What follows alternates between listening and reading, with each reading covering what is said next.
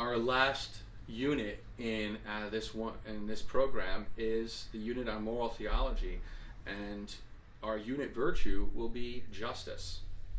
Now, the Roman jurist defined justice as the habitual giving of what is due and having that intention perpetually in one's will and in mind.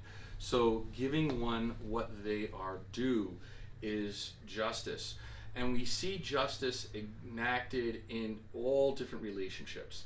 So every relationship that we have, whether with God, with the church, family, friends, co-workers, schoolmates, neighbors, our community, the government, all of these relationships require them to be just. And we show God justice how? By giving him what he's due, our praise, our thanksgiving, and our love. Absolutely. And we give the church what is due by providing for the needs of the church. So the works of the apostolate and charity, for providing for divine worship, making sure that all that is needed for divine worship is capable of being had, and also for the just compensation of ministers in the church. So in these ways, the Christian faithful have a responsibility in justice to the church. That makes sense. But now there's also the fact that we all have relationships of justice to one another. So with our family, our friends, and all this. And we see these lived out in, say, like the fourth commandment. Honor your father and mother. So that's the justice in the family household.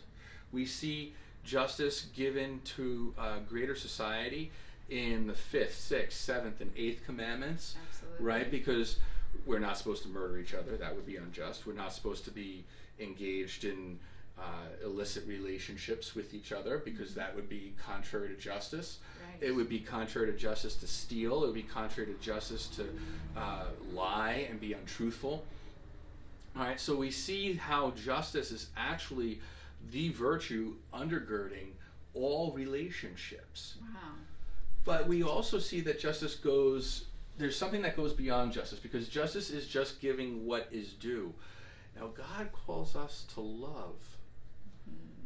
Now, doesn't love go beyond justice? It has to go beyond justice, because if I really want to show my love for another person, I need to be willing to give more than just what's their due, but what they truly need, and what I want to lavish them with by expressing my love for them. So there's a notion of sacrifice tied to love, and so we're not just called to give to the poor, which we are in justice, but we're also to make a sacrificial gift to the poor, and that requires the virtue of charity, the virtue of love. Right.